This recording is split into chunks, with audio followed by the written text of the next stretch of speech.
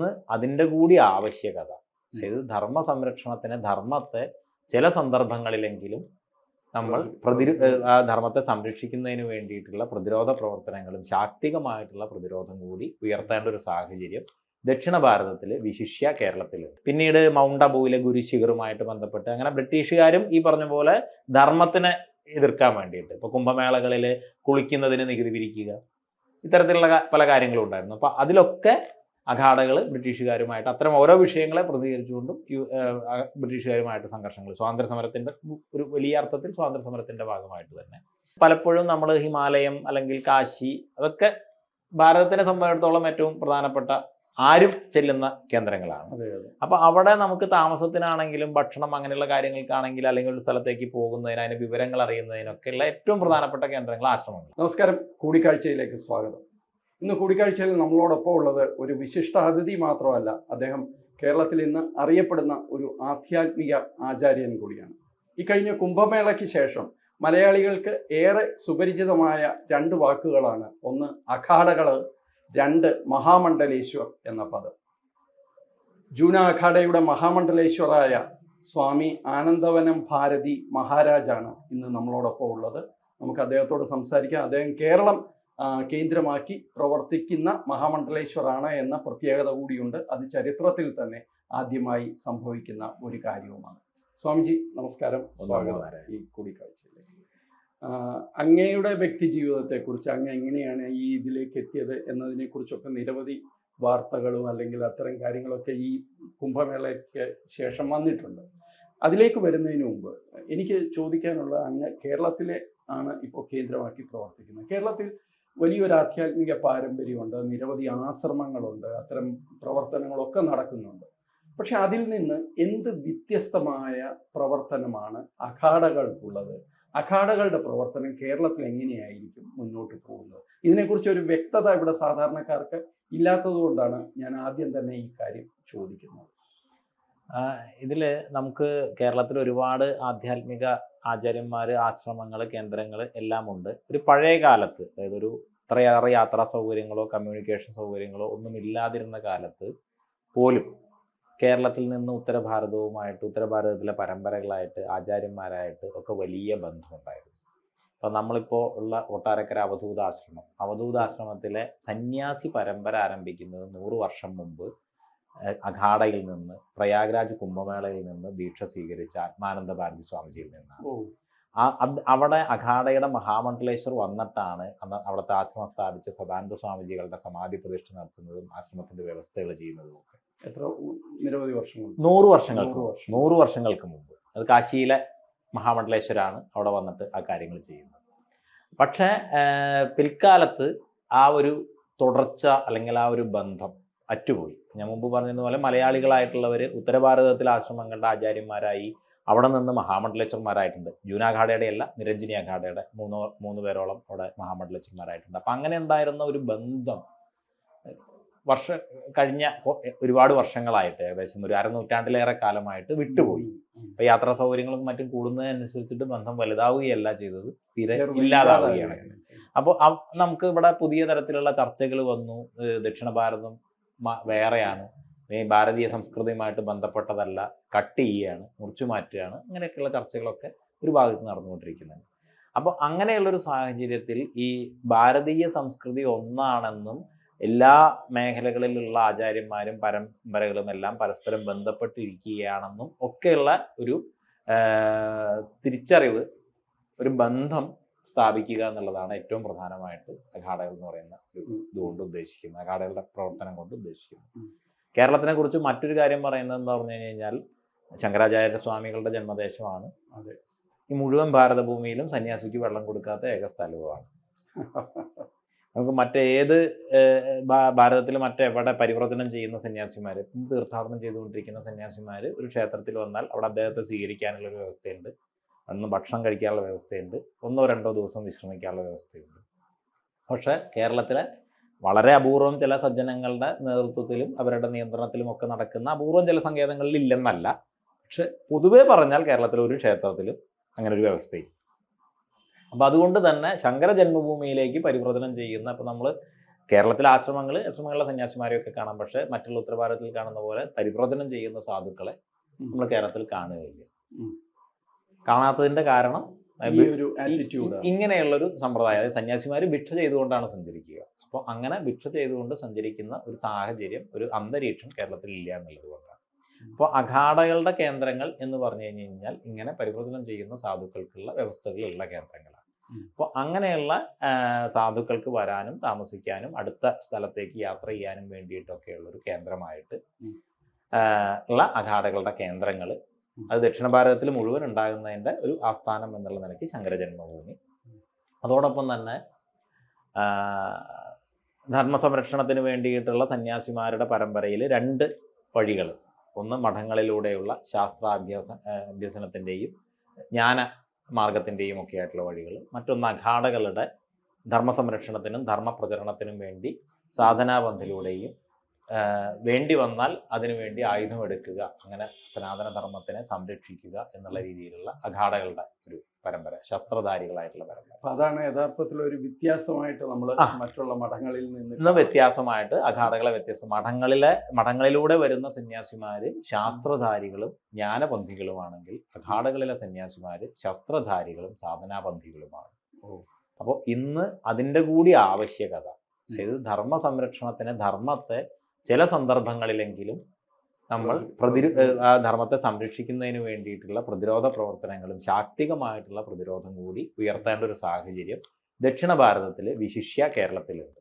ഞാൻ മനസ്സിലാക്കുന്നതനുസരിച്ച് അഖാഡകൾക്ക് വാർ ക്രൈ വരെയുണ്ട് അല്ലേ? തീർച്ചയായും. യൂണിറ്റുകൾക്കൊക്കെ ഉള്ളതുപോലെ അങ്ങനെ പറയുന്ന യുദ്ധകാഹളം, അതായത് സൈന്യമാണ്, സന്യാസിമാരുടെ സൈന്യമാണ് അഖാഡകൾ.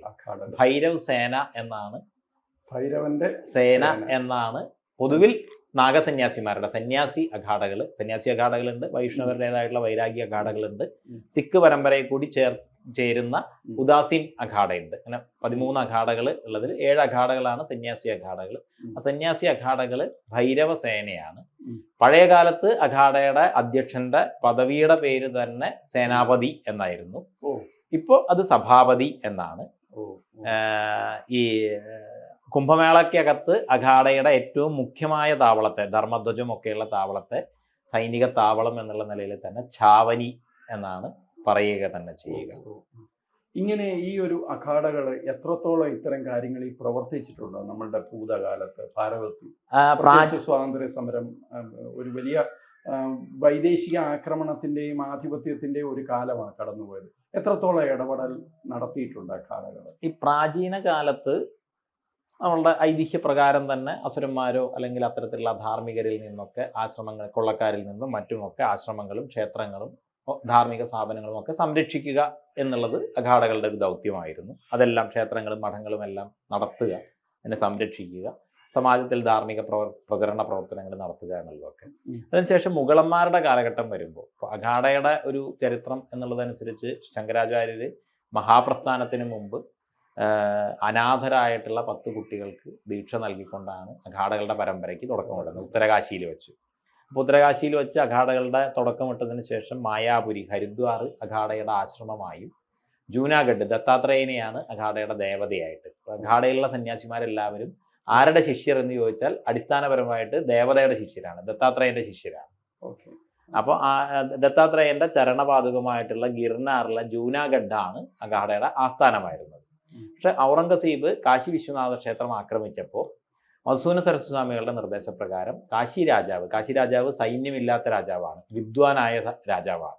കാശി രാജാവ് ജൂനാഗഡിൽ വന്ന് അഖാഡയെ വിശ്വനാഥൻ്റെ സൈന്യമായിട്ട് കാശിയിലേക്ക് വിളിച്ചു കൊണ്ടുവരികയും കാശിയിൽ ഹെഡ്ക്വാർട്ടേഴ്സിന് വേണ്ടിയിട്ടുള്ള സൗകര്യങ്ങളും കാര്യങ്ങളും എല്ലാം ചെന്ന് അവിടെ സ്ഥാപിക്കുകയും ചെയ്തു. അന്ന് ഔറംഗസീബുമായിട്ട് കാശിയിൽ, പിന്നെ മധുരയിൽ, വൃന്ദാവനിൽ, അയോധ്യയിൽ ഒക്കെ മുഗളന്മാരുമായിട്ടുള്ള, ഉത്തരഭാരതത്തിലെ പല സ്ഥലങ്ങളിലും മുഗളന്മാരുമായിട്ട് വിവിധ തരത്തിലുള്ള സംഘർഷങ്ങളും യുദ്ധങ്ങളും ഒക്കെ അഖാഡകളുമായിട്ട് ബന്ധപ്പെട്ടിട്ടുണ്ടായിട്ട് കാശിയിൽ മാത്രം 1.5 ലക്ഷത്തോളം സന്യാസിമാർ മുഗളന്മാരുടെ യുദ്ധത്തിൽ കൊല്ലപ്പെട്ടിട്ടുണ്ട്. പിന്നീട് ബ്രിട്ടീഷ് കാലത്ത് നമ്മളിപ്പോൾ ശിപായി ലഹള എന്നൊക്കെ ആദ്യത്തെ സ്വാതന്ത്ര്യ സമരത്തെക്കുറിച്ച് പഠിക്കുന്നുണ്ടെങ്കിലും ആദ്യത്തെ സ്വാതന്ത്ര്യ സമരം സന്യാസിമാർ നയിക്കുന്നതാണ്. അത് ബംഗാളിൽ സന്യാസി മ്യൂട്ടിനി എന്നറിയപ്പെടുന്ന, അതിനെ ആസ്പദമാക്കിക്കൊണ്ടാണ് ആനന്ദമഠം, ബങ്കിം ചന്ദ്ര ചാറ്റർജി ആനന്ദമഠം എന്ന് പറയുന്ന നമ്മുടെ വന്ദേമാതരം ആ കൃതിയിലെ ഇതാണ് നമ്മുടെ ദേശീയ ഗീതമായിട്ട് നിലനിൽക്കുന്നത്. പിന്നീട് മൗണ്ട് അബുവിലെ ഗുരു ശിഖറുമായിട്ട് ബന്ധപ്പെട്ട് അങ്ങനെ ബ്രിട്ടീഷുകാരും ഈ പറഞ്ഞ പോലെ ധർമ്മത്തിനെ എതിർക്കാൻ വേണ്ടിയിട്ട് ഇപ്പോൾ കുംഭമേളകളിൽ കുളിക്കുന്നതിന് നികുതി പിരിക്കുക, ഇത്തരത്തിലുള്ള പല കാര്യങ്ങളും ഉണ്ടായിരുന്നു. അപ്പോൾ അതിലൊക്കെ അഖാഡകൾ ബ്രിട്ടീഷുകാരുമായിട്ട് അത്തരം ഓരോ വിഷയങ്ങളെ പ്രതികരിച്ചുകൊണ്ടും ബ്രിട്ടീഷുകാരുമായിട്ട് സംഘർഷങ്ങൾ, സ്വാതന്ത്ര്യ സമരത്തിൻ്റെ ഒരു വലിയ അർത്ഥത്തിൽ സ്വാതന്ത്ര്യ സമരത്തിൻ്റെ ഭാഗമായിട്ട് തന്നെ. അതിനുശേഷം ഈ അടുത്ത് പിൽക്കാലത്ത് ചൈന വാറിൽ ആ ഹിമാലയ സാനുകളിലുള്ള അഖാഡകളിലെ സന്യാസിമാർ ഇന്ത്യൻ സൈന്യത്തോടൊപ്പം ചേർന്ന് നിന്നുകൊണ്ട് തന്നെ, കാരണം ആ ഹിമാലയത്തിൻ്റെ ടെറൈനും മറ്റുള്ള കാര്യങ്ങളും ഒക്കെ പരിചിതമായിട്ടുള്ള കാര്യങ്ങൾ അവിടെ ഒപ്പം ചേർന്ന് നിന്നുകൊണ്ട് തന്നെ അതിൽ പങ്കെടുത്തിട്ടുണ്ട്. അപ്പം അങ്ങനെയൊക്കെയാണ് അഖാഡകൾ ഈ ധർമ്മ സംരക്ഷണത്തിനും ദേശരക്ഷയ്ക്കും വേണ്ടിയിട്ട് പ്രവർത്തിച്ചതിൻ്റെ ഒരു ചരിത്രം. സ്വാമിജി, ഇത്രയും വലിയ ഉജ്ജ്വലമായ ഒരു ചരിത്രം ഉണ്ടായിട്ടും അങ്ങ് ഈ പറയുന്ന ഒരുപക്ഷെ ഈ അഖാഡകളിൽ കുളിക്കാനായിട്ട് പോകുന്ന സന്യാസിമാർ ഒരു വാർക്രയോടെ പോകുന്നതിൻ്റെ ഒരു കാരണം പോലും ഒരുപക്ഷെ ഇതിനോടുള്ള ഈ ബ്രിട്ടീഷുകാരുടെ എതിർപ്പും അവരുടെ നിയന്ത്രണങ്ങൾക്കും എതിരെയുള്ള ഒരു പ്രഖ്യാപനം കൂടി ആയിക്കൂടെ? അല്ല, അത് നമ്മൾ റിപ്പബ്ലിക് ഡേക്കൊക്കെ ആർമി മാർച്ച് ചെയ്യുന്നത് പോലെയാണ് അഖാഡകളിലെ അമൃതസ്നാനം, അഖാഡകളുടെ കുംഭമേളയിലെ അമൃതസ്നാനം എന്ന് പറയുന്നത്. കാരണം അത് അഖാഡയ്ക്ക് ഏറ്റവും പ്രധാനപ്പെട്ടത് കുംഭമേളയാണ്. ഓരോ കുംഭമേളകളിലാണ് അഖാഡയിലെ സന്യാസിമാരുടെ ദീക്ഷ നടക്കുന്നത്. കുംഭമേളയിലാണ് അഖാഡ മഹാമണ്ഡലേശ്വരന്മാരെ അഭിഷേകം ചെയ്യുന്നത്. കുംഭമേളകളിലാണ് അഖാഡയുടെ അടുത്ത ഭരണസമിതി, അതായത് സഭാപതിക്ക് കീഴിൽ ഒരു 16 പേരടങ്ങുന്ന രമതാ പഞ്ച് എന്ന് പറയും, ആ ഭരണസമിതിയെ തെരഞ്ഞെടുക്കുന്നത്. അപ്പൊ ഇതിനോടൊക്കെ അനുബന്ധിച്ചിട്ടാണ് ഓരോ അമൃതസ്നാനവും നടക്കുന്നത്. ഒന്ന് പുതിയ സന്യാസിമാരുടെ അമൃതസ്നാനമാണ്, ഒന്ന് പുതിയ മഹാമണ്ഡലേശ്വരന്മാരുടെ അമൃതസ്നാനമാണ്. അപ്പൊ അതുമായി ബന്ധപ്പെട്ടുകൊണ്ട് അപ്പോൾ അതിൻ്റെ അടിസ്ഥാനപരമായിട്ടുള്ള സ്വഭാവം സൈന്യത്തിൻ്റെ സ്വഭാവമായതുകൊണ്ട് ആ സൈനികമായിട്ടുള്ള രീതിയിൽ തന്നെ നീങ്ങുന്നതാണ്. ഇത്രയും ഞാൻ അതാ ചോദിച്ചു വന്നത്, ഈ ഒരു വലിയ ചരിത്രം ഉണ്ടായിട്ട് ഇത് ശരിക്കും പറഞ്ഞു കഴിഞ്ഞാൽ നമ്മളുടെ ചരിത്ര പാഠങ്ങളിൽ നിന്നോ അല്ലെങ്കിൽ നമ്മളുടെ ചരിത്രം പഠിക്കുന്ന ആൾക്കാരുടെ ഈ അഖാഡകളുടെ ഒരു ചരിത്രം അത് ബോധപൂർവം മാറ്റപ്പെട്ടതാണ് അല്ലെങ്കിൽ ശ്രദ്ധിക്കപ്പെടാതെ പോയതാണെന്ന് അങ്ങേക്ക് തോന്നുന്നുണ്ടോ? അത് അഖാഡയുടെ ചരിത്രം മാത്രമല്ല, ഭാരതത്തിൻ്റെ എല്ലാ ചരിത്രവും ബോധപൂർവം മാറ്റപ്പെട്ടിരിക്കുകയാണ്.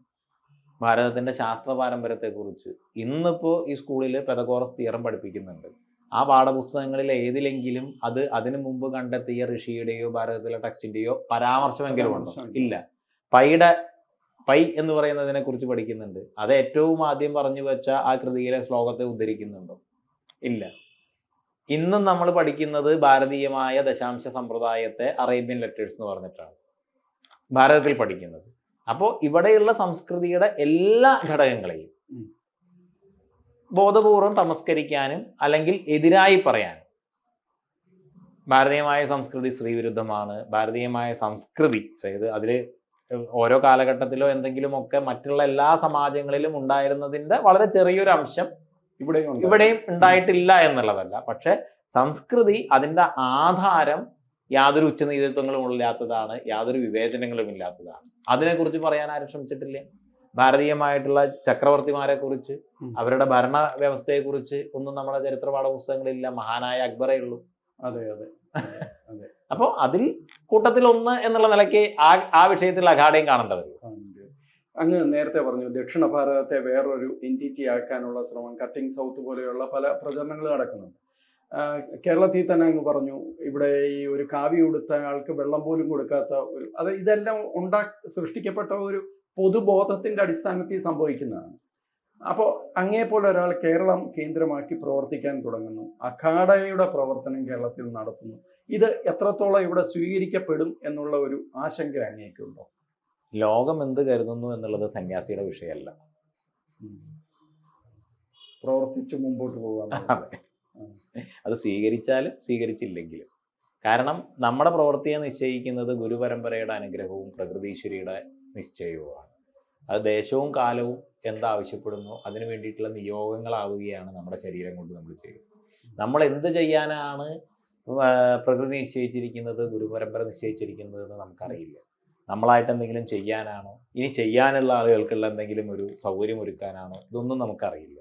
പക്ഷെ എന്തിനാണോ നമ്മളെ പ്രകൃതി തയ്യാറാക്കിയിരിക്കുന്നത് അത് ചെയ്യുന്നതിൽ ആര് കൂടെ ഉണ്ട്, ആര് കൂടെ ഇല്ല, ആര് നല്ലത് പറയുന്നു, ആര് ചീത്ത പറയുന്നു, ആരെതിർക്കുന്നു, അതൊന്നും സന്യാസിയെ സംബന്ധിച്ചിടത്തോളം വിഷയമല്ല. അങ്ങ് സന്യാസിയാണ് എങ്കിലും ചോദിക്കണം, അങ്ങ് മാനസികമായി അത്തരം എതിർപ്പുകൾ നേരിടാനും അതിനെ അതിജീവിക്കാനും മാനസികമായിട്ട് റെഡിയാണ്, പ്രിപ്പയർഡാണ്?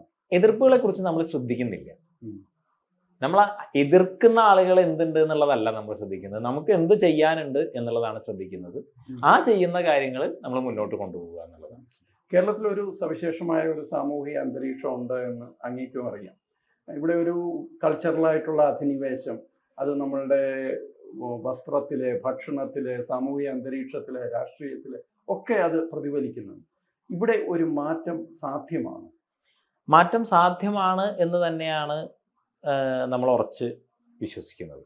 ഒന്നാമത്തെ കാരണം, ഏറ്റവും പ്രധാന കാരണം, അതിന് ഏറ്റവും ഭാവിയിൽ എന്തായാലും മാറ്റം വരും എന്നുള്ളതിൽ നമുക്ക് ആർക്കും സംശയമില്ല. പക്ഷെ ഇപ്പം തന്നെ ആ മാറ്റത്തിന് തയ്യാറായി കഴിഞ്ഞിരിക്കുന്നു എന്നുള്ളതിൻ്റെ ഏറ്റവും വലിയ തെളിവാണ് കുംഭമേള. കാരണം മുമ്പ് 500 പേര് 1000 പേരൊക്കെയാണ്. ഞാൻ 2001 തൊട്ടുള്ള കുംഭമേളകളിൽ എല്ലാം പങ്കെടുക്കുന്ന ആളാണ്. ഇപ്പം ഏകദേശം ഒരു 10-25 കുംഭമേളകൾ എന്ന് പറയാം. ഇതിലൊക്കെ മലയാളികളുടെ പങ്കാളിത്തം എന്ന് പറയുന്നത് 500, 1000. അത് തന്നെ ഡൽഹി മലയാളി, മുംബൈ മലയാളി അവരൊക്കെ ചേർന്നിട്ട്. പക്ഷേ ഇത്തവണത്തെ കുംഭമേളയിലെ പങ്കാളിത്തം നമ്മുടെ നേരിട്ടുള്ള ഒരു കണക്കനുസരിച്ച് തന്നെ 3 ലക്ഷത്തിൻ്റെ അടുത്താണ്.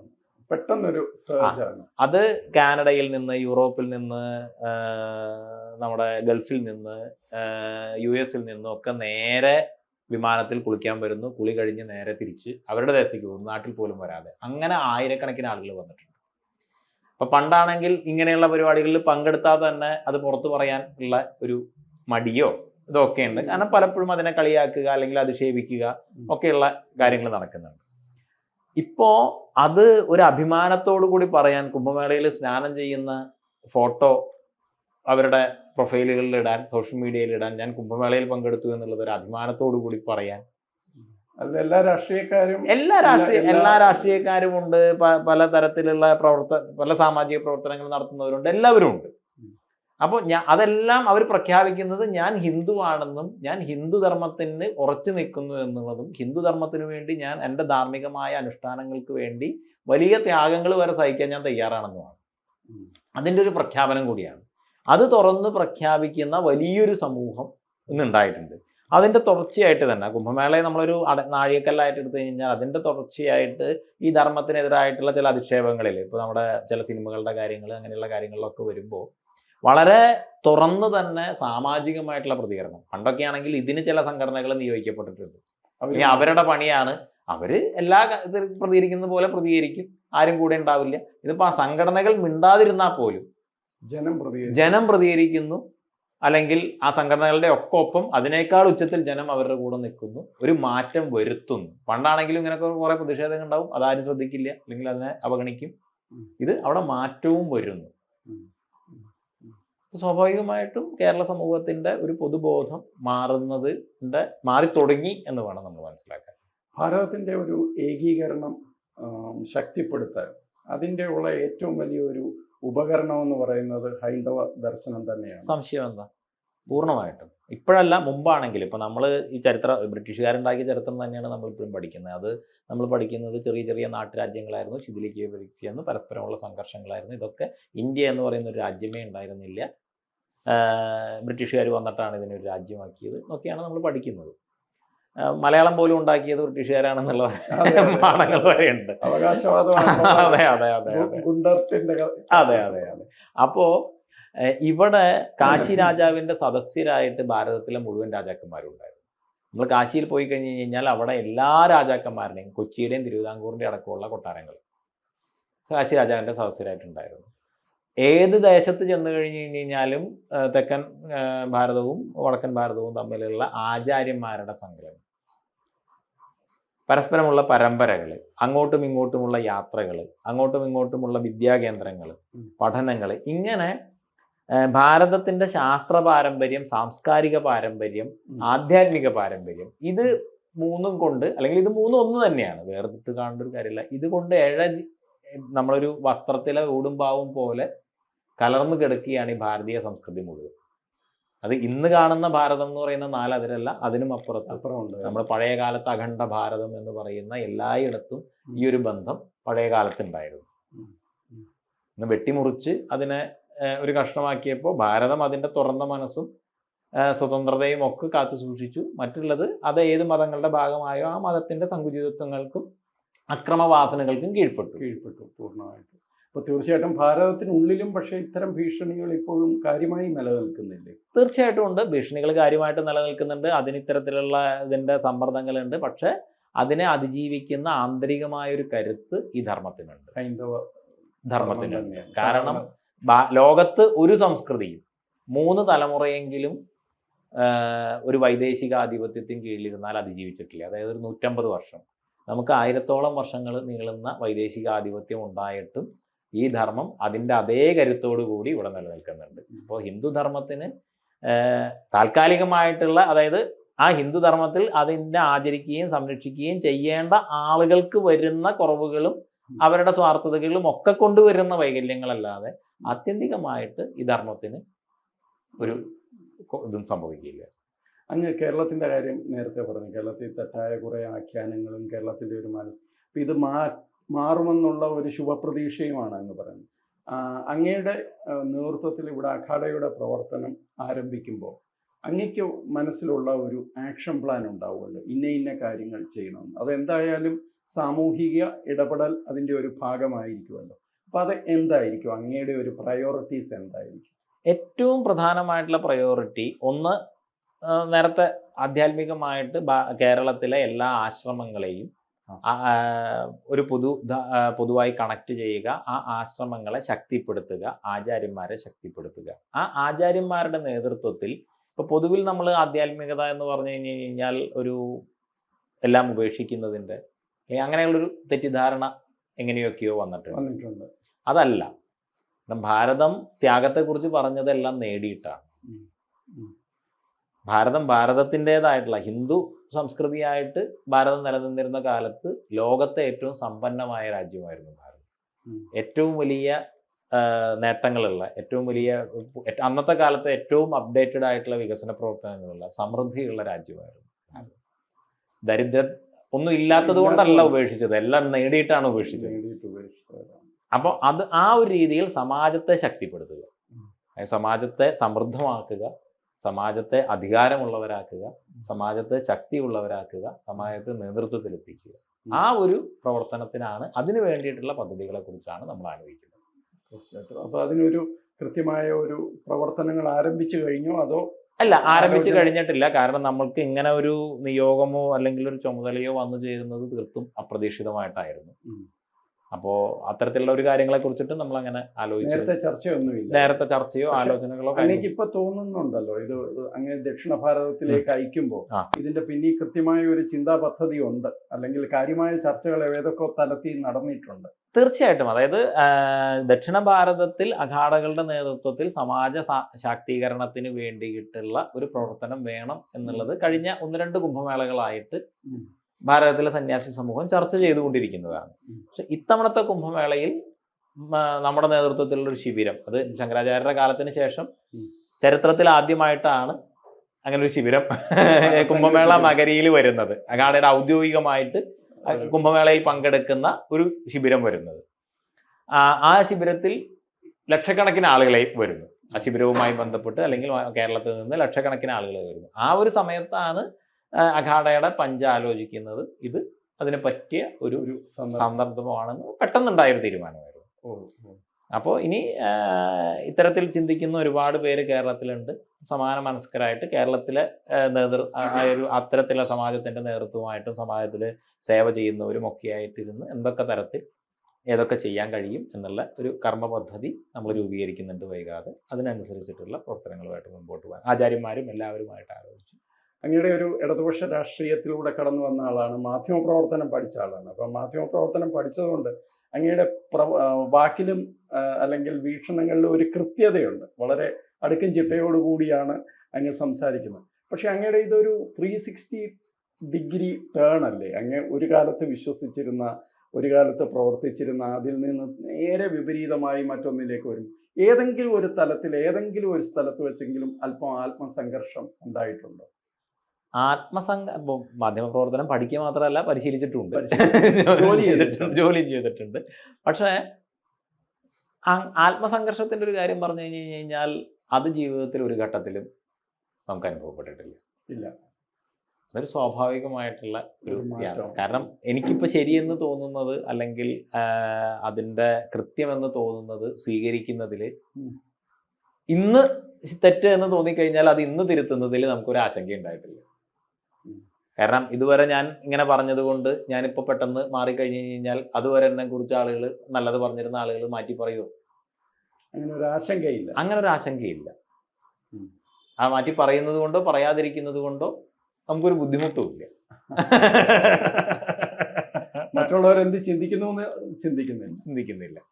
അങ്ങയുടെ ഈ ഒരു സന്യാസത്തിലേക്കുള്ള ഈ മാറ്റം അല്ലെങ്കിൽ അങ്ങോട്ടുള്ള ആ ഒരു വഴി തിരഞ്ഞെടുത്ത് അതൊരു എന്തെങ്കിലും ഒരു പർട്ടിക്കുലർ ഇൻസിഡൻറ്റ്, ഒരു ടേണിംഗ് പോയിന്റ് അങ്ങനെ എന്തെങ്കിലും ആണോ, അതോ ഒരു ഗ്രാജുവൽ ആയിട്ടുള്ള ഒരു പ്രോസസ്സ് ആയിരുന്നു? ഗ്രാജുവൽ ആയിട്ടുള്ളൊരു പ്രോസസ്സായിരുന്നു. കാരണം നമ്മൾ മാധ്യമപ്രവർത്തനത്തിലേക്ക് വരുമ്പോൾ കൂടുതലായിട്ടും മാധ്യമപ്രവർത്തനത്തിലേക്ക് വരുമ്പോൾ പോലും നമ്മളൊരു ഇടതുപക്ഷ ആശയങ്ങളിൽ നിൽക്കുന്ന ഒരാളാണ്. പക്ഷേ യാത്രകൾ ധാരാളമുണ്ട്. അത് ഒരു സ്കൂൾ കാലം കഴിയുന്നത് തൊട്ട് തന്നെ യാത്രകൾ ധാരാളമുണ്ട്. അപ്പോൾ യാത്രകൾ പലപ്പോഴും നമ്മൾ ഹിമാലയം അല്ലെങ്കിൽ കാശി അതൊക്കെ ഭാരതത്തിനെ സംബന്ധിച്ചിടത്തോളം ഏറ്റവും പ്രധാനപ്പെട്ട ആരും ചെല്ലുന്ന കേന്ദ്രങ്ങളാണ്. അതെ അതെ. അപ്പോൾ അവിടെ നമുക്ക് താമസത്തിനാണെങ്കിലും ഭക്ഷണം അങ്ങനെയുള്ള കാര്യങ്ങൾക്കാണെങ്കിലും അല്ലെങ്കിൽ ഒരു സ്ഥലത്തേക്ക് പോകുന്നതിന് അതിന് വിവരങ്ങൾ അറിയുന്നതിനൊക്കെയുള്ള ഏറ്റവും പ്രധാനപ്പെട്ട കേന്ദ്രങ്ങൾ ആശ്രമങ്ങളാണ്. അപ്പോൾ നമ്മൾ ഏതെങ്കിലുമൊക്കെ പരിചയം കൊണ്ട് ആശ്രമങ്ങളിൽ വരുന്നു, അല്ലെങ്കിൽ കുംഭമേളകളിൽ വെച്ച് പരിചയപ്പെടുന്ന ഇതിൽ വരുന്നു. അപ്പോൾ ആ ആശ്രമങ്ങളിൽ നമ്മൾ ചെന്നിരിക്കുമ്പോൾ സ്വാഭാവികമായിട്ടും അവിടുത്തെ സത്സംഗങ്ങളും ക്ലാസ്സുകളും ഒക്കെ ശ്രദ്ധിക്കും. ചിലപ്പോൾ ഒത്തിരി പ്രായമായിട്ടുള്ളതോ അല്ലെങ്കിൽ അങ്ങനെ വേറൊരു തരത്തിലൊരു പരിചയങ്ങളില്ലാത്തതുമായിട്ടുള്ളൊരു സ്വാമിജി നമ്മൾ വരുന്ന സ്ഥലത്തേക്ക് വരുന്നുണ്ടാവും. അപ്പോൾ അദ്ദേഹത്തിൻ്റെ കൂടെ യാത്ര ചെയ്യുമ്പോൾ അദ്ദേഹത്തിൻ്റേതായിട്ടുള്ള അറിവുകളും എക്സ്പീരിയൻസുകളും ഒക്കെ നമ്മളോട് കൂടി ഷെയർ ചെയ്യും. പിന്നെ മാധ്യമപ്രവർത്തനത്തിൻ്റെ സമയത്താണെന്നുണ്ടെങ്കിൽ നമ്മൾ അധികവും ഒരുപാട് ആധ്യാത്മിക പരിപാടികൾ റിപ്പോർട്ട് ചെയ്യേണ്ടി വന്നിട്ടുണ്ട്. നമുക്ക് തീർത്തും അറിയാത്തതും നമുക്കൊരു വ്യത്യസ്തമായിട്ടുള്ള അഭിപ്രായം ഉള്ളതുമായിട്ടുള്ള വിഷയമായതുകൊണ്ട് നമുക്കതിൽ റിപ്പോർട്ടിങ്ങിൽ തെറ്റുകൾ പറ്റാതിരിക്കാൻ വേണ്ടി നമ്മളതിനെ സമഗ്രമായിട്ട് കൂടുതൽ മനസ്സിലാക്കാൻ ശ്രമിച്ചിട്ടുണ്ട്. അങ്ങനെയൊക്കെ മനസ്സിലാക്കുന്ന സമയത്ത് നമ്മൾ അതുവരെ ഒരു വിഷയത്തെക്കുറിച്ച് കരുതിയിരുന്നതല്ല, വ്യത്യസ്തമായിട്ടുള്ള മറ്റൊരു തലം, വലിയ വിശാലമായിട്ടൊരു ലോകം അവിടെ ഉണ്ടെന്ന് മനസ്സിലാകുന്നു. അത് മനസ്സിലാകുന്ന സമയത്ത് അതിനെക്കുറിച്ച് കൂടുതൽ അറിയാൻ നമ്മൾ ഈ യാത്രകളും ഈ സംഗമങ്ങളും സത്സംഗങ്ങളും ഒക്കെ ഉപയോഗപ്പെടുത്തുന്നു. അപ്പം അങ്ങനെ അതിൻ്റെ ഒരു ആ ധർമ്മത്തിൻ്റെ ശക്തി, ആ ധർമ്മത്തിലെ സത്യവും മനസ്സിലാക്കുന്നതോടെയാണ് നമ്മൾ ഈ ഒരു വഴിയിലേക്ക്. അങ്ങയുടെ ഒരു ഗുരു സ്ഥാനീയൻ എന്ന് പറഞ്ഞ് അല്ലെങ്കിൽ അങ്ങനെ ഒരു ഗൈഡായിട്ട് ഈ ഒരു പരിവർത്തനത്തിന് ചുക്കാൻ പിടിച്ച ആരെങ്കിലും? അങ്ങനെ ഇല്ല, ഒരുപാട് പേരുണ്ട്. ഒരുപാട് ഭാഗവതത്തിലൊക്കെ പറയുന്ന 25 ഗുരുക്കന്മാരെന്നൊക്കെ പറയുന്നത് പോലെ പ്രകൃതിയിലെല്ലാം നമ്മൾ ഇതുവരെ സഞ്ചരിച്ച വഴിയിൽ ഉണ്ടായ എല്ലാവരും തന്നെ നമ്മളിങ്ങനെ ഒരു നിയോഗം ഉണ്ടെങ്കിൽ ആൾക്കാർ ഇങ്ങനെ വന്ന് അതെ അതെ അതെ അതെ അത് നമ്മുടെ പൂർവ്വജീവിതത്തിലും ഉണ്ടായ നമുക്ക് വ്യത്യസ്തമായിട്ടുള്ള ഒരു ചിന്താധാര ഉണ്ടായിരുന്ന കാലത്തൊപ്പം ഉണ്ടായിരുന്നവരെയും നമ്മൾ ഗുരുവായിട്ട് തന്നെയാണ് കാണുന്നത്. അവരെല്ലാം മാറ്റത്തിൽ. ഇപ്പോൾ എഡിസൺ ബൾബ് ഉണ്ടാക്കുന്നതിനെ കുറിച്ച് പറഞ്ഞിട്ടുണ്ടല്ലോ, 1000 തവണ പരാജയപ്പെട്ടിട്ടാണ് ബൾബ് എന്ന് പറയുന്ന ഒരു ഇതിൽ ആൾ സക്സസ് ആവുന്നത്. അപ്പോൾ 1000 തവണ തോറ്റതിൽ നിരാശയില്ലേന്ന് ചോദിച്ചു കഴിഞ്ഞപ്പോൾ അല്ല, തെറ്റായിട്ടുള്ള 1000 മാർഗം ഞാൻ കണ്ടുപിടിച്ചു എന്നാണ് പറയുന്നത്. അതെ അതെ അതെ അതെ അതെ. അപ്പം അതുപോലെ നമ്മൾ കടന്നു വന്ന വഴികളിൽ നമ്മളുടെ ഒപ്പം ഉണ്ടായിരുന്ന എല്ലാവരെയും നമ്മൾ ഈ ഒരു നമ്മുടെ പരിണാമത്തിലേക്ക് അല്ലെങ്കിൽ നമ്മുടെ യാത്രയിലെ ഗുരുക്കന്മാരായിട്ട് തന്നെയാണ്. അടിസ്ഥാനപരമായിട്ട് അങ്ങ് ഈശ്വരവിശ്വാസിയായിരുന്നു അക്കാലത്ത്? ഞാൻ ഈശ്വരവിശ്വാസി അല്ലാതാകുന്നത് ഏകദേശം 5-6 ക്ലാസ്സുകളിലൊക്കെ പഠിക്കുന്ന ഒരു കാലത്താണ്.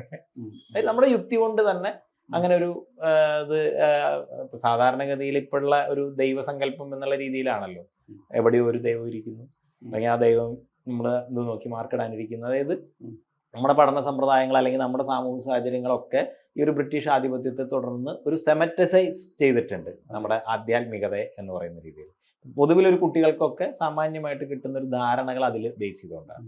അപ്പോൾ സ്വാഭാവികമായിട്ടും ഒരു യുക്തിചിന്ത അല്ലെങ്കിൽ അങ്ങനെ ഒരു അന്വേഷണ വാഞ്ച ഉള്ളിലുണ്ടെങ്കിൽ ഈ സെമറ്റിക് മതങ്ങളിൽ നിന്നൊക്കെ ആളുകൾക്ക് പുറത്ത് കടന്നേ പറ്റും, അല്ലെങ്കിൽ അതിനെയൊക്കെ നിഷേധിച്ചേ പറ്റും. ഇസ്ലാം ആണെങ്കിലും ക്രിസ്ത്യാനിറ്റി ആണെങ്കിലും കമ്മ്യൂണിസം ആണെങ്കിലും മൂന്നും ഈ സെമറ്റിക് മതങ്ങളുടെ സ്വഭാവം ഉള്ളതാണ്. ആ ഒരു വിശ്വാസത്തെ അധികാരത്തിനും സമ്പത്തിനും ഒക്കെ വേണ്ടി ഉപയോഗിക്കുന്ന ധാരകളാണ്. അപ്പോൾ അതിൽ നിന്ന് പുറത്ത് കടന്നേ പറ്റും. അപ്പോൾ ആ ഒരു രീതിയിൽ തന്നെ നമ്മൾ അത്തരത്തിലുള്ള ഒരു ദൈവവിശ്വാസത്തെ അങ്ങനെ ഉപേക്ഷിക്കുകയും പിന്നെ അതിൻ്റെ ഒരു ഭാഗമായിട്ട് തന്നെ ഇത്തരത്തിലുള്ള രാഷ്ട്രീയ പ്രസ്ഥാനങ്ങളിലേക്കും കാര്യങ്ങളിലേക്കും ഒക്കെ എത്തിപ്പെടുകയും ചെയ്തു. അപ്പം അതിൽ നിന്ന് നമ്മൾ പിന്നെ കുറച്ചുകൂടി ആ യാത്രയുടെ തുടർച്ചയായിട്ട് തന്നെ അത് അങ്ങനെ തരുന്നൊരു സെമറ്റിക് മതത്തിൻ്റെ ദൈവസങ്കല്പമല്ല ധർമ്മത്തിൻ്റെ പാത എന്ന് മനസ്സിലാകുന്നു. അപ്പം അങ്ങനെ അതൊരു ശാസ്ത്രാന്വേഷിയായി ആ ഒരു രീതിയിൽ നമ്മൾ ഈ ഭാരതീയ ധർമ്മത്തിലേക്ക് ലഭിച്ചു. ഇടതുപക്ഷത്തെക്കുറിച്ച് പറയുന്ന ഒരു പ്രധാന കാര്യം, ഇടതുപക്ഷം മനുഷ്യൻ്റെ യൂണിറ്റിയെക്കുറിച്ച്, മനുഷ്യൻ്റെ നന്മയെക്കുറിച്ച്, മനുഷ്യൻ്റെ സഹവർത്തിത്വത്തെക്കുറിച്ച്, സമത്വത്തെക്കുറിച്ചൊക്കെ സംസാരിക്കുന്നു എന്നാണ് പറയുന്നത്. അതിനിപ്പോൾ ഒരു എത്രത്തോളം പ്രസക്തിയുണ്ട് എന്നുള്ളത് എൻ്റെ ചോദ്യത്തിൻ്റെ ഒരു ഭാഗം. രണ്ടാമത്, ഇത്തരം കാര്യങ്ങൾ അതിലും ഭംഗിയായിട്ട് പറഞ്ഞു വെച്ചത് സനാതന ദർശനമല്ലേ എന്നുള്ളത് എൻ്റെ രണ്ടാമത്തെ ചോദ്യം. അതിൽ സമഗ്രമായിട്ട് ഇതിലും ഭംഗിയായിട്ട് എന്നുള്ളതല്ല, നമ്മൾ പിൽക്കാലത്ത് അതൊരു വാക്ക് തന്നെ, ഏകാത്മ മാനവ ദർശനം എന്നുള്ള രീതിയിൽ ആ സമത്വത്തോടുകൂടി, അതായത് എല്ലാ വൈവിധ്യങ്ങളെയും അംഗീകരിച്ചുകൊണ്ട് സമത്വത്തോടെ സമഭാവനയോടെ ഒരു പുല്ല് തൊട്ട് എല്ലാ പ്രാണികളെയും മനുഷ്യരെയും എല്ലാം ഈശ്വരനായി തന്നെ കണ്ട് നമസ്കരിച്ച സംസ്കൃതിയാണ് ഹൈന്ദവ സംസ്കൃതി. മരിച്ചാവി എന്ന് പറയുന്ന ദ്വീപിൽ 25,000-ഓളം ദളിതരെ പാർട്ടിയുടെ മിഷണറിയും സർക്കാർ മിഷണറിയും ഉപയോഗിച്ച് കൂട്ടക്കൊല ചെയ്ത ആളാണ്. അതെ, അങ്ങനെ ഇതിന് കമ്മ്യൂണിസം എവിടെയൊക്കെ അധികാരത്തിൽ വന്നിട്ടുണ്ട്. അതെ, നമുക്ക് ഒരാൾ എന്ത് പറയുന്നു, അയാളെ കുറിച്ച് എന്ത് പറയുന്നു എന്നുള്ളതിൽ നിന്നല്ല, അയാൾ എന്ത് ചെയ്യുന്നതിൽ നിന്നാണ് നമ്മൾ ആളെ മനസ്സിലാക്കുന്നത്. അപ്പോൾ ഭാരതത്തിലെ കാര്യം അങ്ങനെ, നമ്മൾ അപ്പുറത്ത് പോയി കഴിഞ്ഞാൽ സ്റ്റാലിനെ കാണുന്നു, മാവോയെ കാണുന്നു. ഇവിടെ തമാശ പറയുന്നതാണ് പോളണ്ടിനെ കുറിച്ച് സിനിമകളിൽ ചർച്ചയില്ല എന്ന്. കാരണം അന്ന് തന്നെ പോളണ്ടിൽ നിന്നുള്ള ഒരുപാട് വാർത്തകൾ വന്ന് അതിനെ പ്രതിരോധിക്കാൻ ആ കാലത്ത് ഒരുപാട് ബുദ്ധിമുട്ടിയിരുന്നു കമ്മ്യൂണിസ്റ്റ് നേതാക്കന്മാർ. അങ്ങനെ ഇപ്പോൾ കൊറിയ വലിയ ഉദാഹരണമായിട്ട് നമുക്ക് മുമ്പിലുണ്ട്. അപ്പോൾ എങ്ങനെയൊക്കെ ആണെങ്കിലും ഈ ഒരു എവിടെയെങ്കിലും ഇടതുപക്ഷം സൗമ്യമായിരിക്കുന്നുണ്ടെങ്കിൽ അവിടെ അവർക്ക് ശക്തിയില്ല എന്നാണ് നമ്മൾ മനസ്സിലാക്കുന്നത്. ശക്തിയില്ല, അധികാരമില്ല, അതുകൊണ്ട് അതിനു വേണ്ടിയിട്ട് സൗമ്യത കാണിക്കുന്നു എന്നുള്ളത്. ശക്തിയും അധികാരവും വരുന്ന എല്ലാ സ്ഥലത്തും, കേരളത്തിൽ തന്നെ പാവപ്പെട്ട ദളിതയായിട്ടുള്ള ഓട്ടോറിക്ഷ തൊഴിലാളിയുടെ ഓട്ടോറിക്ഷ വരെ കത്തിക്കുന്ന രീതിയിൽ ഇവിടെ പെരുമാറിയിട്ടുണ്ട്. ഒരു സംഘടിതമായ ഒരു മിലിറ്റൻസി മാത്രമാണ്. അതെ, ഇപ്പൊ എല്ലാ കാലത്തും അത് അങ്ങനെ തന്നെ, എല്ലാ കാലത്തും അങ്ങനെ തന്നെയായിരുന്നു.